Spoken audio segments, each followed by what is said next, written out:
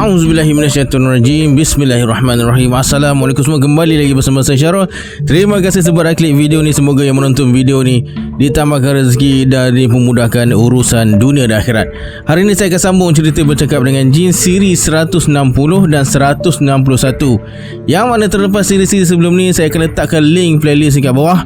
Sila like, subscribe dan komen dalam video ni. Pada yang nak join grup Telegram saya sudah letakkan link dekat bawah juga. Macam biasa, sebelum saya mulakan, jom kita baca selawat dulu. Sallallahu Rabbuna ala nuril mubin Ahmad al-Mustafa Sayyidil Mursalin. Sallallahu Rabbuna ala nuril mubin Ahmad al-Mustafa Sayyidil Mursalin. Sallallahu Rabbuna ala nuril mubin Ahmad al-Mustafa Sayyidil Mursalin. Tanpa buang masa lagi, jom let's jump to Rabah Serah.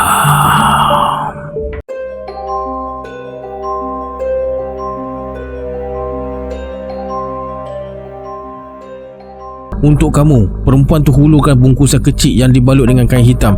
TJ ambil dengan rasa ragu-ragu, buka bungkusan tu dan tukar pakaian kamu. TJ ikut je cakap perempuan tu. Tanpa rasa malu, TJ buka baju dan seluar. Hanya tinggal seluar dalam je. TJ terus tukar pakaian serba hitam. Tanjak dan kasut getah pun warna hitam juga. Kemudian TJ ikut perempuan tu sampai ke sebuah bilik yang diterangi dengan beberapa buah pelita minyak tanah. Dekat setiap sudut bilik ada tengkorak yang diletakkan dalam dulang berkaki kayu, diukir dengan kepala ular dan naga. Ada sebuah katil usang yang dipenuhi dengan sarang laba-laba. Atas katil tu ada sepasang tulang tangan dan kaki. Perempuan tu suruh TJ letakkan bungkusan baju atas tulang tangan dan kaki tu. Kemudian perempuan tu bawa TJ ke kawasan lapang yang luas dan lebarnya sama dengan sebuah gelanggang badminton. Seluruh kawasan tu dipagari dengan papan berdiri. Dekat ujung kawasan lapang tu ada sebatang pokok balak yang di bahagian atasnya dah diratakan. Panjangnya pula sepanjang tubuh manusia, lebih kurang 5 kaki 7 inci. Dekat bahagian kiri dan kanan tepi balak tu ada rantai besi. Bahagian bawah dekat tepi balak tu ada kapak, pahat, pedang, golok dan baldi hijau. Perempuan tu suruh TJ duduk atas guni yang terdampar atas rumput. Tunggu Maha Guru sampai, katanya.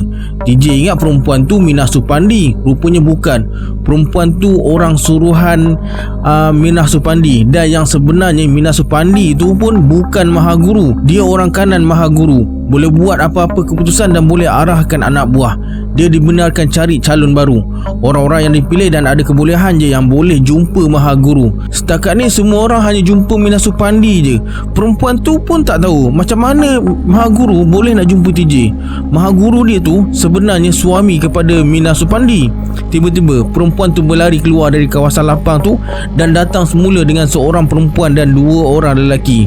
Orang yang baru datang tu disuruhnya duduk dekat kiri dan kanan TJ. Tunggu, sekejap lagi bomoh Minah Supandi datang, kata perempuan tu. Dia pun segera beredar ke sebelah kiri TJ. Dari situ dia bergerak ke kanan sambil raba dan tolak dinding buluh sambil kira langkah kakinya. Bila sampai dekat bahagian tengah dinding, perempuan tu berhenti. Mulutnya terkumat kamik baca sesuatu.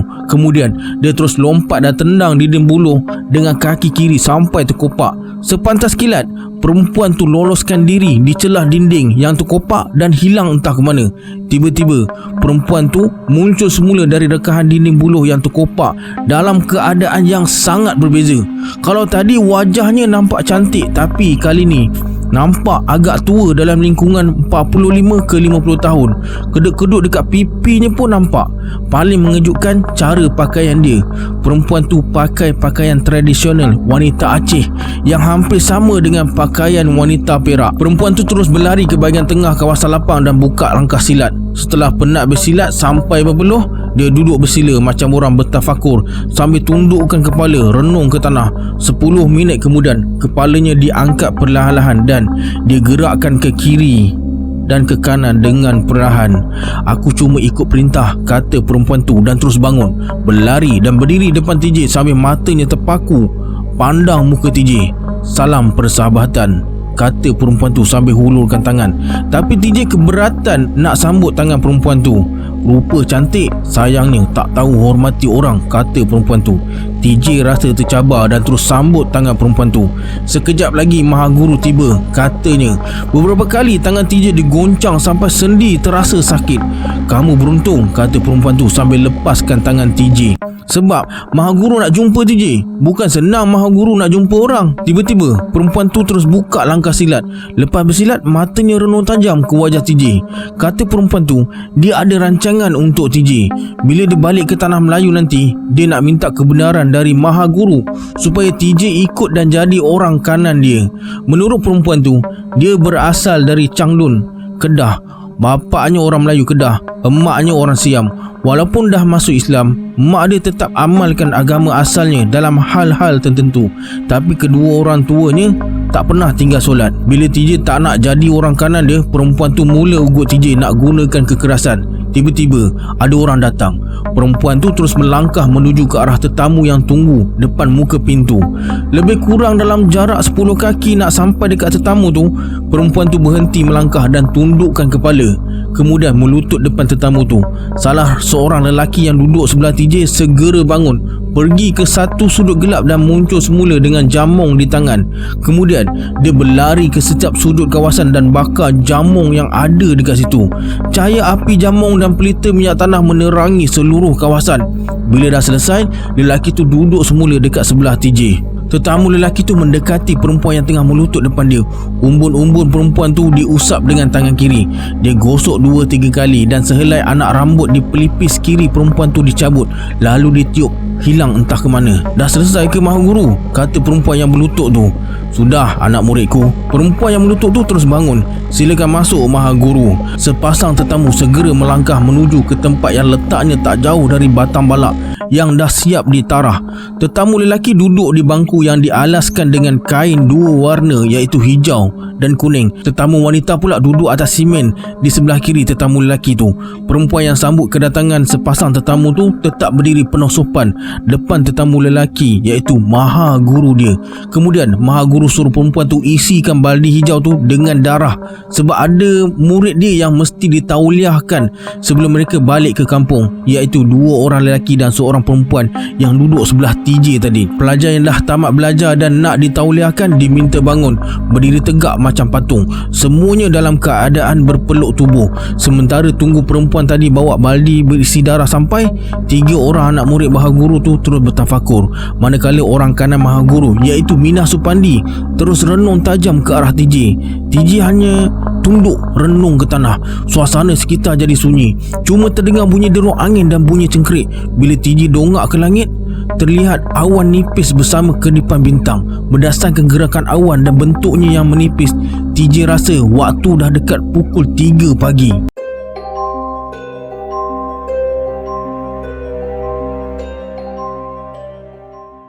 Bila perempuan suruhan tu sampai dengan baldi yang berisi darah, Maha Guru tauliahkan pelajar perempuan dulu.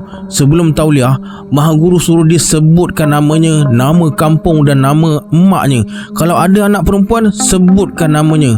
Nama suami tak payah. Pelajar perempuan tu bagi tahu nama dia Maziah, asal dari kampung Simpang 4 Mata Air Perlis. Nama mak Jariah, status janda, bercerai hidup dengan suami. Bekas suami dah berkahwin dengan sepupu dia sendiri. Dia ada anak seorang perempuan, duduk dengan neneknya dekat Kuala Perlis. Lepas tu Maha Guru tanya, kalau dia suruh minum darah anak sendiri, bunuh bekas suami, dan untuk kekalkan kecantikan sanggup tak bunuh orang lelaki, ambil jantung, hati dan hempedu untuk dijadikan serbuk perencah makanan untuk diri sendiri, ambil kulit dan urat dalam kemaluan untuk dijadikan campuran jadi bedak, kemudian sapu ke muka supaya nampak muda. Pelajar perempuan tu sanggup buat semua tu. Kemudian Maha Guru dan Minah Supandi bangun dan tepuk tangan kegembiraan. Mulakan sekarang, kata Maha Guru dan terus duduk. Pelajar perempuan tu terus ambil cawan, lalu cedok darah dalam baldi hijau. Lepas tu diteguknya macam air sejuk. Tangan dan muka berlumuran darah. Bau darah yang hanyir menusuk lubang hidung. Lepas minum, Mahaguru suruh datang dekat dia.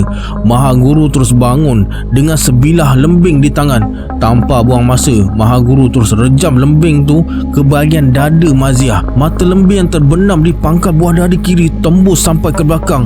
Wajah Maziah tetap tenang macam tak ada apa-apa yang terjadi. Walaupun bajunya basah kuyup dengan darah, dia masih tetap berdiri. Mina Supandi anggukkan kepala beberapa kali tanda puas hati. Mahaguru segera cabut lembing yang terbenam di dada Maziah. Bila mata lembing dicabut, darah yang membuak keluar terus berhenti. Lembing dipacakkan ke tanah. Kemudian Mahaguru terus tepuk bahu kanan Maziah 2 kali. Kesan luka akibat tikaman lembing tu terus sembuh. Tak tinggalkan sebarang tanda. Baju pun tak koyak dan darah terus kering dan hilang. Kamu lulus, kata Mahaguru. Lepas tu Mahaguru minta parang panjang pula. Bila dah dapat parang tu, dia tetak leher Maziah. Tak ada sebarang luka pun. Sebaliknya, parang panjang tu yang bengkok. Perempuan suruhan Mahaguru ambil baldi yang berisi air panas pula. Kemudian Mahaguru angkat tangan kiri. Sebaik saja dijatuhkan tangannya, perempuan suruhan tu angkat baldi dan terus curahkan air panas yang masih berasap tu ke tubuh Maziah. Maziah tak menjerit pun. Dia tetap macam biasa, masih boleh tersenyum. Tubuhnya berasap-rasap kena air panas tu. Lepas tu Mahaguru suruh perempuan suruhan dia potong rambut dekat bahagian umbun Maziah dan serahkan pada Mina Supandi. Bila dah dapat rambut tu, Mina Supandi membelik-belik. Kemudian diserahkan rambut tu pada perempuan suruhan Mahaguru, lalu dibungkus dalam kain kuning dan diperasap dengan kemudian sebelum diletakkan dalam gelas yang berisi air limau. Kemudian Mahaguru suruh perempuan suruhan dia lukakan kulit kepala Maziah dekat bahagian rambut yang dipotong tadi. Biarkan darahnya menitik dalam gelas. Dengan hujung lawi ayam, perempuan suruhan lukakan kulit kepala Maziah. Darah memancut keluar dan terus masuk ke dalam gelas yang ditadah. Air limau yang bercampur darah membuatkan air itu bertukar warna merah kehitam-hitaman. Pulihkan dan hentikan darahnya dari keluar, kata Mahaguru. Bila tengok gelas yang ditadah dah nak penuh dengan darah, Mina Supandi terus letakkan ibu jari ke bahagian kulit kepala yang terluka tu. Bila ibu jarinya diangkat, darah pun berhenti mengalir. Kulit kepala yang terkoyak bercantum semula. Sekarang kamu bangun, berdiri tegak, kata Mahaguru. Maziah terus bangun dan berdiri tegak. Perempuan suruhan tu bagi gelas yang berisi rambut, air limau dan darah pada Mahaguru.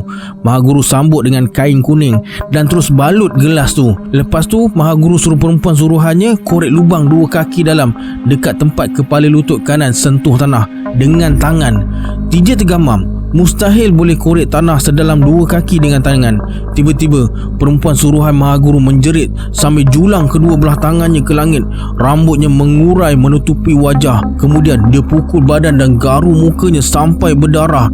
Dia dah macam kerasukan, hempas badan ke tanah, berguling-guling dan menjulur macam biawak. Jarinya mencakar-cakar tanah. Mahaguru dan Mina Supandi biarkannya perempuan suruhan mereka tu.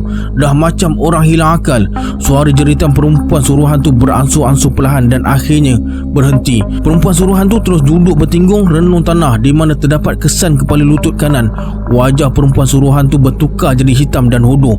Kuku jadi panjang berwarna kuning keemasan. Kulit tangannya berwarna merah menyala. Kiri kanan pipinya tu julur siung macam harimau. Dengan kuku yang panjang tu, dia terus korek lubang. Sesekali dia mengeram macam harimau.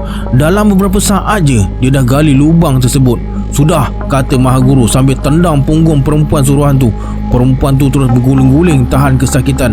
Lepas tu Mahaguru pukul pula badan perempuan suruhan tu dengan buluh pagar sekuat hati. Perempuan suruhan tu menggeletak macam ikan. Terdengar suaranya merintih dan menangis. Bila suara rintihan dan tangisan senyap, terdengar suara ketawa gembira dari perempuan suruhan tu. Wajahnya kembali dalam keadaan asal. Dia berdiri tegak dengan matanya renung muka Mahaguru. Mahaguru bersuara, kamu dah jalankan tugas dengan baik. Kita dah sampai ke upacara penamat. Aku minta kau bacakan sumpah depan Maziah. Mina Supandi suruh Maziah berdiri depan lubang yang dikorek oleh perempuan suruhan tadi. Perempuan suruhan disuruh berdiri dekat tepi Maziah. Mahaguru ambil tempat berhadapan dengan Maziah. Sebenarnya orang lain tak seteruk kamu jalani upacara tauliah atau tamat belajar, kerana kamu pada hemat kami ada kebolehan tersendiri. Aku terpaksa tambahkan beberapa ujian lagi. Hanya orang-orang terpilih je yang dapat ujian macam ni. Aku yakin kamu akan jadi anak murid aku yang berjaya, boleh kembangkan ilmu yang kamu tuntut.